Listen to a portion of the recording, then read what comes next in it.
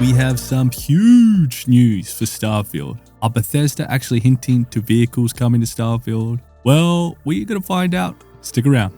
We finally have some more promising news, which we so desperately need. Now, on the 11th of December 2023, we got news that a new fix and improvements were coming, which is in Steam beta right now, so you can go check it out if you want. It's only addressing a few issues, which includes a crash on some of the Xbox and Microsoft Play Store playthroughs, which is excellent news for Xbox and Microsoft Store, but some really tragic fixes here because they're going to get rid of the pet asteroid. Nah. Not that one. Now, I know some of you hated it, some of you loved it, but hey, it was a good laugh and a good joke while it was going on. But yeah, so no longer will the pet asteroid be following you. Now, I don't know if you'll need to reset your NG Plus or if it's just going to fix it in the save itself. Not certain of that. And the other big exploit that they're going to get rid of might be around that exploit where you could spawn unlimited guns and ammo within cases by using a save and reload trick. Probably aware of it. It's been around for ages. All you'd have to do is drop a few weapon cases at your outpost, save it, reload, and the cases would be full of weapons and ammo. Crazy exploit. That might be fixed with this patch, which is kind of good because that can ruin it for you because the search of legendary weapons goes down the drain. I mean, I know I spent a wicked amount of time doing it. I took it to a whole insane level where I had the whole process nearly automated, and it did kind of kill the fun because you ended up with 40,000 weapons that you're never going to use, but that might be fixed now. Now, this one will be interesting. So they said they've fixed an issue where players could experience crashes while saving during long playthroughs without going through the Unity. Now, there is a huge issue in Starfield right now that not many people are aware of, and this is a major save breaking bug that is to do with the dynamic form ID that is generated for the game objects. Now, we won't go too much down this rabbit hole, but I will put a Reddit post that breaks this bug down into the finer details because you may be experiencing this problem where the game starts to get impossibly bad performance or your game crashes on saving and loading, and a lot of this is actually surrounding how Bethesda chose to handle this dynamic form ID job, which designates the ID numbers for everything in the game.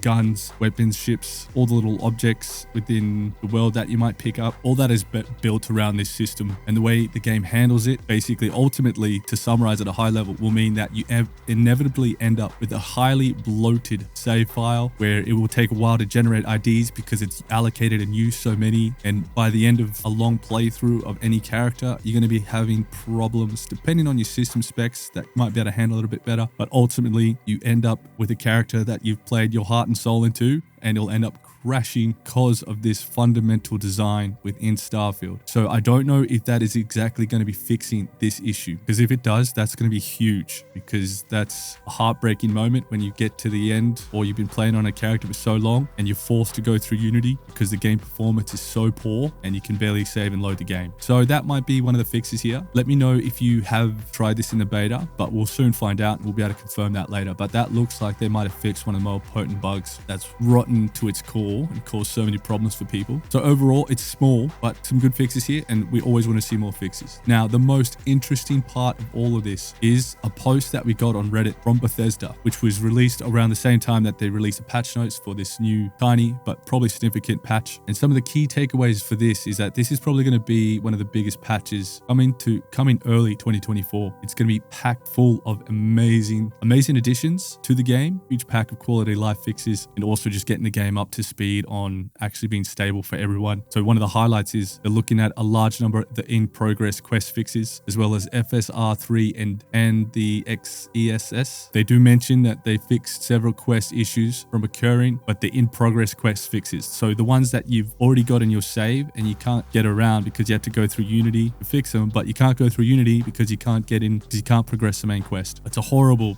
bug. I don't know why they designed the way they've made quests, and they're right. The only way to really get around the in-progress quest fixes is they're going to have to build a new system. And that's what they're saying they've done. We've built a new system to correct those without having to roll back your saves. So that's huge. That's quite a fundamental change there. They would have had to redesign how they probably look at their whole event system within the game. We won't go too much down that rabbit hole either, but every mission, every little part of the quest will have an ID. And if that ID gets sort of flipped to a wrong state within the mission or, vaguely around those terms, you're basically stuck, as well as things like like where you just couldn't find a key card or get through a door because the events got mixed up and stops you progressing. So that's going to be huge. That's going to save a lot of the pain and heartache. Because I tell you what, a lot of people have had so much problems trying to enjoy the game where they can't even progress or finish it because their game's bugged. You know, they'd even start a new game, same thing could happen again. And it's just been shocking. So something that they should have had fixed at start, and highly, I don't know who did the testing for this, but it should have been done way sooner. And the coolest and biggest highlights to this is we're working on many new features you asked for. From city maps. Yeah, I mean, city maps, I'm not really fussed about that. The mod support. Now, mod support is going to be freaking huge for this game. It's going to go from Starfield being terrible and ton of legends shitting all over it to, hey, maybe let's give this a second go. And what am I talking about? We're talking about the creation kit and that support for modders, and also incentivizing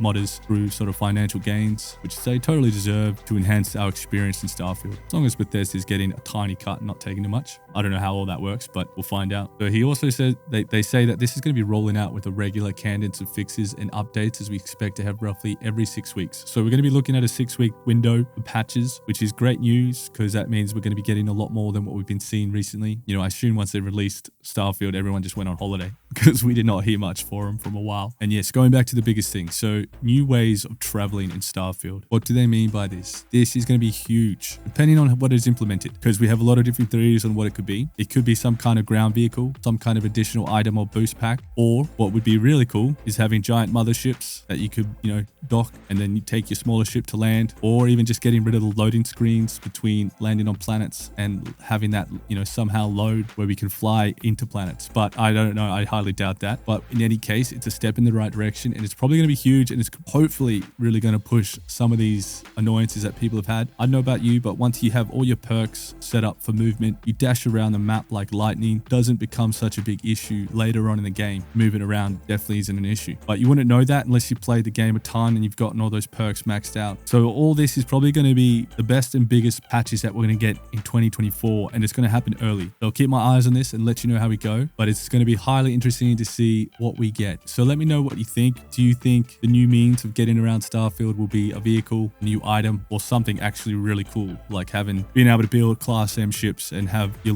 smaller ship that can land on planets or something like that? Let me know. Should be interesting. But we got huge stuff happening in 2024 for Starfield.